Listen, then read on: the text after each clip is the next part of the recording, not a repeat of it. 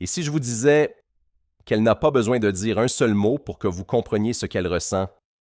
Pas d'aveu, pas d'explication, pas de signal direct.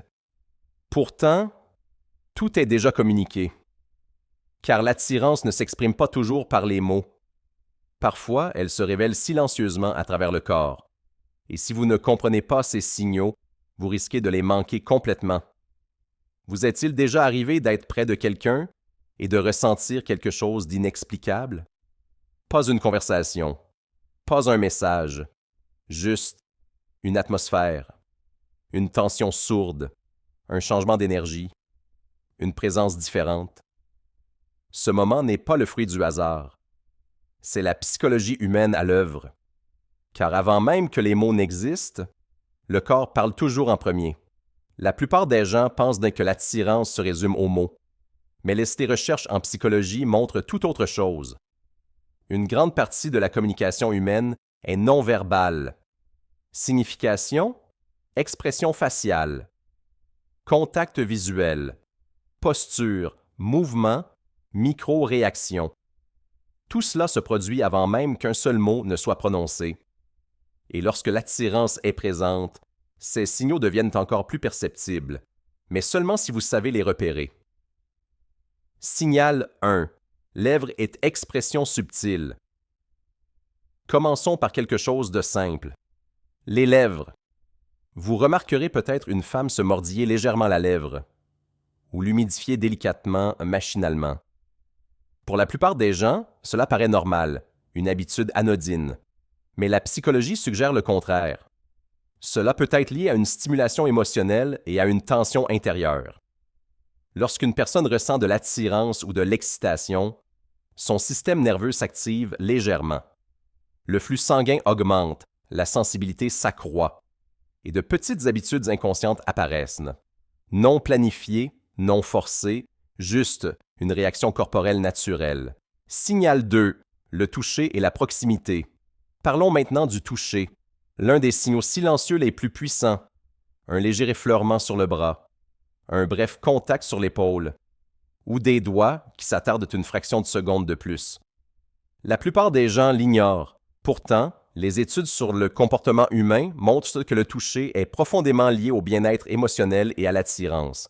Lorsqu'une personne ressent de l'intérêt, son corps recherche naturellement la proximité.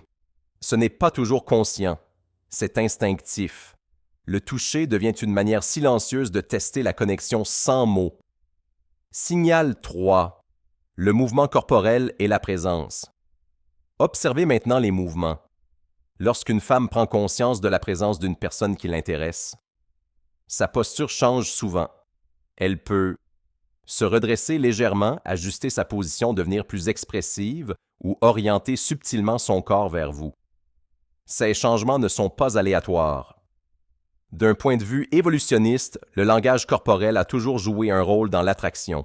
La confiance et la conscience corporelle modifient naturellement la présence physique. Et le plus intéressant, elle peut même ne pas s'en rendre compte. Signal 4, contact visuel, le plus puissant. Nous arrivons maintenant au signal le plus puissant de tous, le contact visuel, car les yeux mentent rarement. Si quelqu'un soutient votre regard un peu plus longtemps que d'habitude, puis détourne rapidement le regard, puis le ramène vers vous, ce n'est pas un hasard, c'est de la communication. Des études en psychologie montrent que l'attraction peut même provoquer une dilatation des pupilles, une réaction involontaire liée à l'émotion et à l'intérêt. Mais même sans explication scientifique, le schéma est clair. Regard doux, brève fuite, retour au regard. Cela crée une conversation silencieuse, sans mots. Signal 5. Schéma varié. Voici un point important. Un seul signal signifie très peu. Mais lorsque plusieurs signaux apparaissent simultanément, mouvement des lèvres, contact visuel, toucher, changement de posture, ils commencent à former un schéma. Et les schémas racontent toujours une histoire.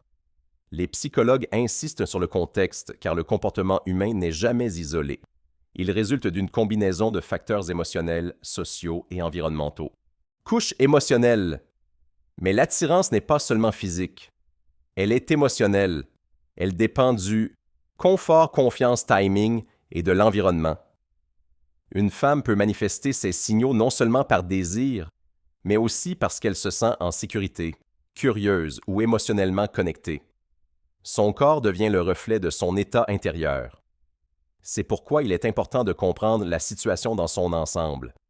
Pas seulement une action, mais la situation entière. Conclusion. La vérité est simple. Les êtres humains communiquent bien plus qu'ils ne le disent à voix haute, et la plupart du temps, cela se passe silencieusement, par l'expression, par le mouvement, par l'énergie. Une fois que vous commencez à percevoir ces signaux subtils, vous cessez de deviner et vous commencez à comprendre, car ce qui ressemble à du silence est souvent une conversation complète qui se déroule juste devant vous. Alors, la prochaine fois que vous ressentez quelque chose d'indicible, ne l'ignorez pas. Observez